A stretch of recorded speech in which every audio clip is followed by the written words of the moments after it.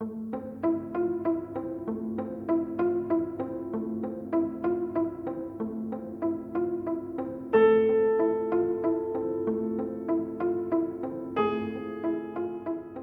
Jean-Michel Blais. Bonjour.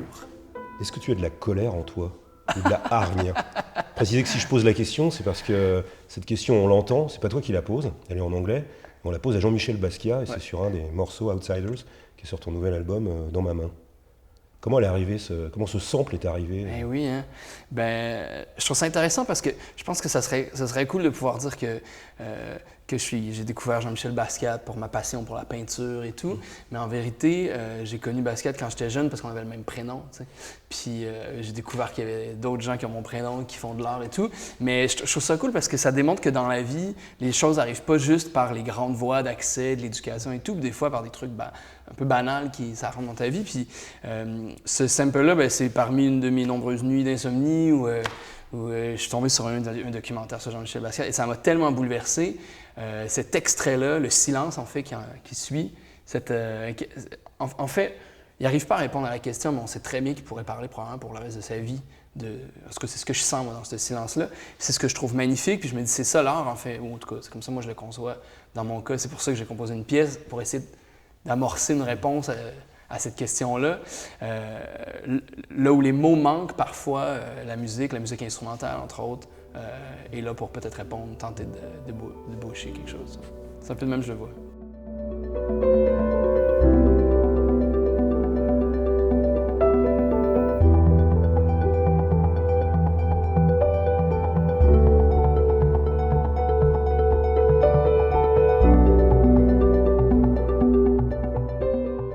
C'est vrai qu'il y a pas mal d'électronique aussi dans ta musique enregistrée. Comment justement la technologie, elle s'est immiscée, elle est rentrée dans ton écriture? Est-ce que c'est venu naturellement, progressivement?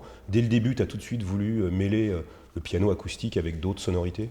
C'est vrai que je pense, si je veux faire simple, ayant vécu à Berlin peut-être 1 an, j'ai comme toujours été extrêmement fasciné par la musique électronique, envieux des producteurs électroniques, en me disant, moi je suis qu'un pianiste classique, donc je me dis, pas de place pour ça. Mais de fil en aiguille, puis en découvrant d'autres artistes aussi, je me suis rendu compte en fait, il y avait peut-être un métissage possible. Quand la Red Bull Music Academy nous ont approché à Montréal avec CFCF, un autre producteur électronique, puis on dit, bon, vous avez comme une sorte de minimalisme en commun, pourriez-vous faire un concert? Ça m'a amené à découvrir les ordinateurs comme plein d'autres façons de concevoir la musique. Et j'avoue, je me suis rendu à un point où je me suis dit, mais c'est clair que les grands compositeurs de l'histoire, s'ils avaient eu accès à ces... Et là, j'en dirais, je suis pas en train de dire que je suis un grand compositeur, mais je me rends compte que c'est clair que s'ils avaient eu accès à ces instruments-là, les compositeurs souvent utilisaient les instruments les plus à la fine pointe de la technologie. Bon, mais qu'est-ce que la technologie aujourd'hui? Pourquoi pas essayer de l'utiliser? Donc, c'est une espèce de recherche de voir comment on peut intégrer ça. Différentes façons. Tu parles de simple. J'ai un sample de Rachmaninoff. Je me dis c'est intéressant un peu de sampler des trucs comme ça, de rejouer des séries d'accords, de faire des citations. Il y a plein de procédés qui sont utilisés aussi, qui partent de sons pianistiques, mais qui sont détériorés, inversés. Oui, il y a vraiment cette excitation-là de me dire, je suis au 21e siècle, comment éviter de faire ça et pourquoi pas créer ce métissage-là. Je suis loin d'être le premier à le faire, je le fais à ma façon, je pense. Il y a un avant et un après Ableton pour toi, d'une certaine manière? T'as des bonnes questions. Ah ouais, vraiment. Mais tu sais, c'est Ableton, est-ce que ça aurait été un autre programme? Peut-être. C'est que c'est ça qui est arrivé dans ma vie. En fait, je devrais pas dire ça, mais bon, j'ai un ami qui m'a donné une version il m'a trouvé une version craquée sur Internet. J'ai acheté maintenant, c'est correct. Mais ouais, parce que je veux pas que ça plante en show. Mais c'est juste fou, c'est que soudainement, moi je suis là, j'improvise, j'enregistre des petits extraits, je garde ça. J'arrive jamais à avoir une vue d'ensemble. Tu sais, on parlait de Basquiat tantôt. Moi, je trouve que quand on regarde une peinture, on est capable d'avoir une certaine vue d'ensemble. On peut cibler sur des points, puis on va lire l'œuvre de gauche à droite. Je sais pas, il y a une façon de voir ça, mais quand même, je trouve que dans la musique, on est pris par le temps, à être au moment où on est. T'sais, on a des souvenirs de ce qu'on a entendu, on anticipe ce qui vient, mais c'est dur d'avoir une vue d'ensemble. Puis là, soudainement, avec Ableton, d'être capable de placer mes morceaux, de les étirer, de jouer avec, des couper, de faire une courte pointe avec du tissu musical, écoute, j'en ai eu pour une semaine à pas dormir, là, à être comme trop excité. Je pense que d'écrire à la main de façon traditionnelle apporte quelque chose de similaire. Je pense que j'étais trop paresseux. J'ai jamais eu l'énergie d'écrire tous mes trucs. Quand j'écris, c'est après pour transmettre, pour que les gens puissent jouer parce qu'on me demande, on me dit quand est-ce que je vais pouvoir jouer Rose ou t'as-tu des partitions de Nostos, puis là, je les écris, puis après ça, les gens peuvent le jouer. Mais c'est vraiment, avant ça, j'avais pas cette patience-là de m'asseoir. Tandis que là, t'enregistres, t'as ton truc, tu le vois, tu peux le transformer en midi, tu peux faire tout ce que tu veux avec, c'est complètement... Puis je suis nul, hein, je pense que je maîtrise Ableton à comme 0,5 %. Mais en tout cas, j'essaie de faire ce que je peux avec 0,5 %.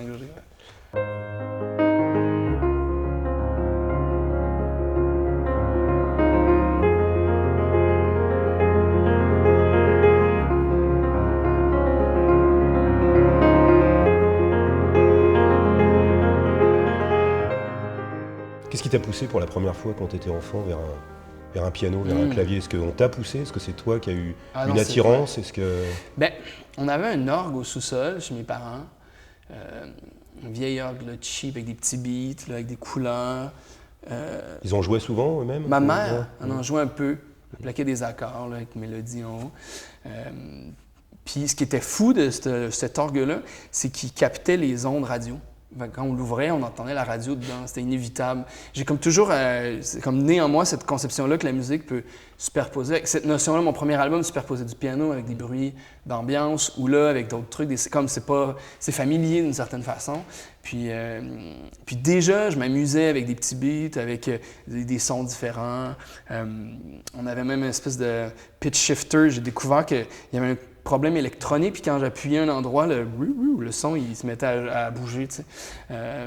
Mais le piano est venu plus tard, j'avais peut-être 11-12 ans, je suis chez un ami, un piano, je suis tombé en amour avec, je sais pas c'est quoi, le son, la mécanique, le côté vrai, le côté, on a fait des sessions d'enregistrement chez nous, dans ma chambre, la semaine passée, puis j'ai invité plein de monde dans la chambre, c'était vraiment drôle, puis là, il y a eu une panne de courant. Ça, c'était moins drôle. Et là, je me suis dit, ce qui est quand même beau de l'acoustique, c'est que c'est la seule chose que je peux encore faire. On peut tous fermer nos yeux, au pire, on ouvre des chandelles ou même pas. Puis il y a possibilité que la musique continue. Puis il y a quelque chose de vrai. Je pense que c'est ça avec quoi j'ai connecté. Quand j'étais jeune, les premières fois que j'étais sur un piano, il y avait quelque chose de... Cette notion-là que si tu arrêtes, il ne se passe plus rien. Là. Ton Ableton, tu fais play, tu peux te pousser de la scène. Il y a une pièce d'ailleurs qu'on faisait comme ça... où on s'en allait de la scène, puis il restait l'ordi qui jouait tout seul. C'est une espèce de réflexion aussi sur la technologie. Où est la place du musicien? Qu'est-ce qu'être un musicien aujourd'hui? Je pense que je parle beaucoup trop, en fait.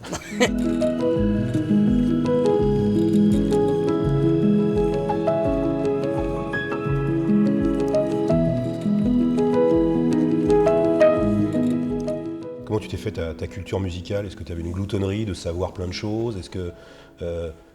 tu achetais des albums, tu téléchargeais, tu t'écoutais la radio. Comment tout ça s'est construit? Ouais, ben, tout ça, je pense, toutes ces réponses sont bonnes. J'écoutais notre radio d'État, Radio-Canada, quand j'étais jeune, j'enregistrais des émissions sur des cassettes que je réécoutais.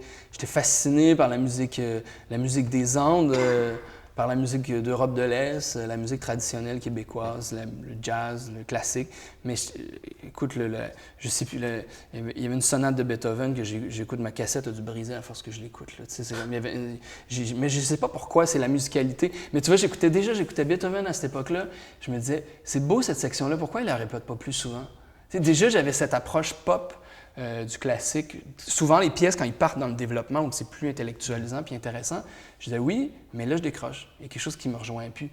Puis sans jugement, je trouve que c'est nécessaire, c'est pertinent, mais moi, mon rapport à la musique, né dans une culture plus pop, a essayé de créer, je pense que c'est ce que ma musique est, un peu une espèce de C'est ça qui t'a poussé justement à composer? C'est ça qui finalement... Peut-être, oui. Je me souviendrai toujours, je jouais une sonate d'Haydn, puis ces gros accords là, de septième, de dominante, là, j'étais comme, hey, sérieux, là, c'est comme, ça marche plus ça aujourd'hui. Fait que j'ai commencé à changer les accords dans la sonate. Je me suis dit, mais il est pas là, il est bon. Remix?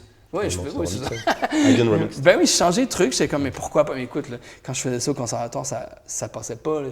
J'ai compris à un moment donné qu'il y a une façon d'interpréter de façon la plus adéquate possible une œuvre classique. Après ça, moi, je ferai ce que je veux à côté. Ça donnait quoi, un remix de Haydn? Ah non, je peux pas. Il faudrait que je me rappelle de cette œuvre-là, ouais. Mais non, je me permettais juste de Ouais, de changer. Écoute, mon examen final, j'ai fait... c'était un concerto de Bach, puis il y a une portion dans un concerto où tu fais une cadence, où théoriquement, c'est l'interprète qui compose sa partie à l'origine. Ben là, récemment, on a arrêté ça un peu, puis souvent, tu prends un truc que quelqu'un d'autre a composé. Moi, j'avais composé ma cadence jazz. Écoute, ça n'a pas marché du tout. Fait que finalement, j'en ai refait une dans le style de Bach, où le prof se demandait où ça commençait, en fait, parce qu'il voyait comme pas... J'avais pastiché le truc, mais je sais que j'ai toujours dérangé quand j'étais au conservatoire, parce que j'allais chercher tout le temps, j'étais peut-être un peu rebelle. J'étais peut-être pas tout à fait à ma place, mais en même temps, ça m'a donné une éducation incroyable. J'ai consommé de la musique, on avait une bibliothèque, j'étais toujours dans la bibliothèque à écouter, à lire de la musique, puis ouais, je pense que même à refaire aujourd'hui, je me la fermerais plus, j'en goberais encore plus, j'essaierais de rester là plus longtemps, puis en me disant, je ferai moi mes trucs après, à part, à côté. Et tu as trouvé justement facilement cette façon de ta propre langue dans cette encyclopédie, dans ce torrent de connaissances musicales? Ben, pas du tout. Moi, j'ai un truc à dire qui est différent. Alors, ça a pris 10 ans. Ça m'a pris 10 ans. Il y a eu un déclic déclic par rapport à ça un petit peu? Une pièce, un moment, un instant, quelque chose qui a fait... Tu t'es dit, il y a vraiment, là, il se passe quelque chose. Il y a plein de moments, en fait. T'sais. Je pense à quand j'ai découvert Philip Glass, je me suis dit, OK, je parle de Beethoven, je me dis, pourquoi cette section-là ne revient pas? Ben, Philip Glass, je me suis dit, voilà, j'ai le droit de répéter ça à l'infini, c'est correct. Je pense que j'ai rencontré musicalement des compositeurs qui m'ont permis de faire ce que j'avais envie de faire, au fond. Ça m'a changé beaucoup. La complexité polyrythmique de Steve Reich, ça me fascine. L'approche aussi, justement, un peu plus peut-être spirituelle, un peu plus transcendantale, que je retrouve quand je suis à Berlin en train de danser sur de l'électro. Pour moi, c'est à peu près la même chose que je vis. Je pense que ça se rejoint à quelque part. Je pense que ça répond aussi à un besoin un peu, justement, d'élévation de l'esprit. C'est ça. Je trouve que des fois, dans le classique, peut-être du 20e siècle, des fois, on tombe trop dans le conceptuel. Je trouve ça excellent, mais moi, je manque d'émotion, je manque d'humanisme derrière toutes ces idées. Mais je comprends que ça représente tout ce qu'on a vécu difficile au 20e siècle, mais des fois, il y a certains compositeurs. C'est pour ça que je vais prendre Arvo Pärt qui m'a chamboulé, une symphonie, je pense, numéro 3 de Gorecki, ou je ne sais plus trop comment le prononcer. Écoute, à pleurer, à écouter ça à reprise. On a le droit de retourner à la tonalité, merci. Ça m'a fait du bien. Ça m'a fait du bien de tous ces gens-là qui ont préparé le terrain à mes petites pièces touchantes.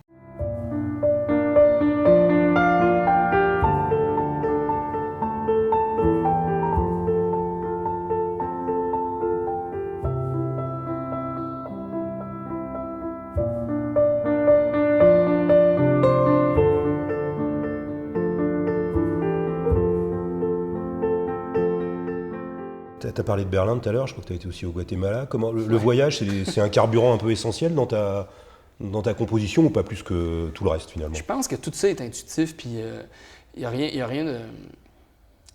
Je me dis pas, là, j'ai besoin d'inspiration, je vais aller en voyage, ça va m'inspirer. Mais après coup, quand je regarde, je me rends compte qu'inconsciemment, à chaque fois que je suis en voyage, je ne compose pas. J'ai passé 6 mois en Argentine, j'ai habité là, pas une note. Je pense que j'ai joué une fois du piano. Même chose qu'à Berlin, j'ai fait un concert, c'est tout. J'étais là 1 an. Guatemala, oublie ça. Il y avait des marimbas, j'ai appris le marimba.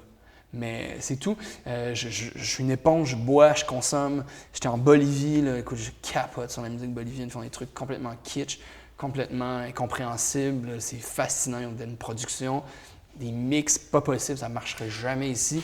Mais eux, ils croient. Puis tout leur référent culturel, ça m'amène vraiment à penser autrement. Donc oui, ça me nourrit énormément. De voyager. Juste, à chaque fois que je reviens d'Europe, j'ai un regard changé. Je retourne dans mon village de Montréal, puis je sais pas... Là, tu sors l'éponge? Ouais. Il y a toujours un moment comme ça, là, quand je me retrouve un peu tout seul, il y a un piano, puis là, ça sort. J'essaie de le capter. Avant, je captais rien. Je me disais, ça va rester dans ma mémoire. Puis à un moment, j'ai commencé à avoir j'écrivais des titres, et je regardais ça, je me disais, oups, c'était quelle pièce, ça? J'ai juste 3 lettres. Puis je me rappelle c'est quoi. Puis la panique s'est prise. Puis c'est là que j'ai commencé à enregistrer. Puis c'est en montrant mes enregistrements à des gens qui m'ont dit « OK, on enregistre pour vrai ». Puis de fil en aiguille, j'ai enregistré mon album avec un zoom comme ce qu'on a juste là tu sais. Puis un truc vraiment cheapette. C'est de la qualité, mais pour un album de piano classique, puis avec tous les bruits, tout ce que tu peux imaginer qu'on a mis dedans. Même chose à Ableton, j'ai fait un album avec Ableton sans connaître Ableton, en faisant plein d'erreurs. Puis j'importais des trucs, ça rappait, ça détruisait mon son. Puis j'étais comme « Ah, mais c'est intéressant », puis j'allais chercher là-dedans. Tu sais, il y a quoi de beau dans les limitations, je pense, dans l'accident, puis il y a de la musique à aller chercher, peut-être en assemblant ça après sous un autre angle. Entre tout ce que tu as expliqué sur les nouvelles technologies, etc., et on a l'impression que l'enregistrement en tant que tel, le studio, etc., c'est un outil qui fait vraiment partie de ton univers musical. Ça a l'air d'être vraiment fusionnel avec ton écriture. C'est vrai. Cet album-là, en fait, j'ai un contact parce que le distributeur de piano Steinway à Montréal, pas loin de chez nous, puis le gérant de Steinway, c'est quand même très drôle, il fait des remixes électro, puis plein de synthés chez lui, c'est un fanatique. Puis là, il me dit « Écoute, tu viens quand tu veux, si on peut t'aider. » Puis moi, je l'ai appelé, j'ai dit « Écoute, JF, je peux t'enregistrer mon album chez toi? » Fait qu'on est allé là, il fallait y aller la nuit parce qu'il y avait plein de clients le jour. Fait qu'on rentrait là le soir vers 9h avec nos petits micros, puis on choisissait le piano, on enregistrait une pièce ou deux, on était à 8 nuits consécutives, à essayer de masquer les sons de la rue, puis là, après ça, tant pis, on va les prendre, puis à un moment, il y a une voiture qui passe, puis à un moment, il y a quelqu'un qui parle, puis c'est ça. Mais il y a de quoi de beau, c'est vibrant, je trouve que ça... En fait, c'est facile de faire ça parce que la tradition classique, puriste, nous a donné toutes les barrières nécessaires pour les transgresser. On est tellement dans un son pur, de qualité, dans une ambiance parfaite, avec un piano parfaitement accordé. T'sais. Fait que là, t'arrives, c'est sûr que c'était des Steinway, on s'entend que j'avais de quoi de vraiment inspirant entre les mains. Mais des fois, on a pris le petit piano droit un peu croche en réparation, dans le fond, pour faire une pièce aussi. Puis, on l'entend d'ailleurs.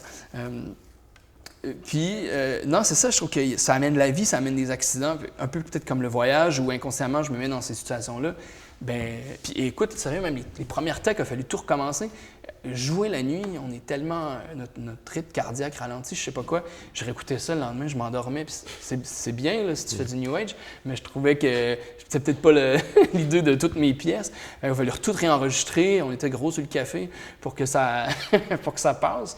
Parce qu'on a une autre perception la nuit. Puis cet album-là, je me rends compte qu'il y a une notion de nuit qui est entourant sa composition, sa production, son enregistrement, ses références aussi. Ouais.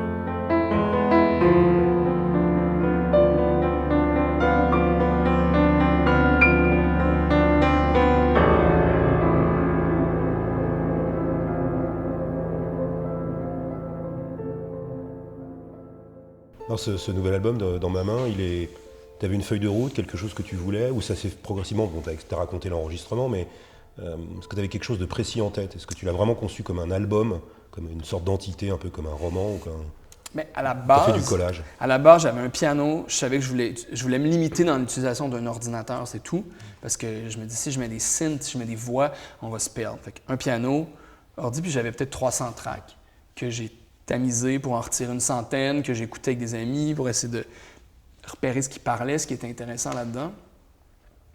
Puis après, le fil est venu vraiment parce que ça s'est composé, comme j'aurais pu le dire, je tourne en rond, mais vu cette notion-là de la nuit, j'ai commencé à prendre cet album-là comme un rêve, un peu comme une représentation de l'inconscient, un peu ce qui me permet de partir du piano puis de terminer dans l'électro, dans un univers un peu plus éthéré, puis d'intégrer des sonorités de rue, mais de nuit, il y a beaucoup de reverb, il y a beaucoup de quelque chose de plus éthéré dedans.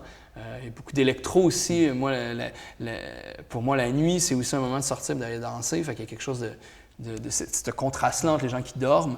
Le plus beau contraste, en fait, c'est le matin. Quand tu as ceux qui rentrent dans le même bus, tu as ceux qui rentrent de veiller, puis tu as ceux qui s'en vont travailler. Je trouve ça magnifique, ce moment-là. Ce moment-là, puis le moment avant de se coucher. Tu fermes ta lumière, tu arrives pour t'endormir, puis là, tu penses. Puis là, c'est là que les gens prient, c'est là que les gens angoissent, c'est là que les gens prennent des pilules pour éviter de penser ou pour calmer leur anxiété. Mais je trouve que ça, c'est des moments vrais, c'est des moments de vie humain, puis c'est là que c'est peut-être ça qui ma trame, en fait.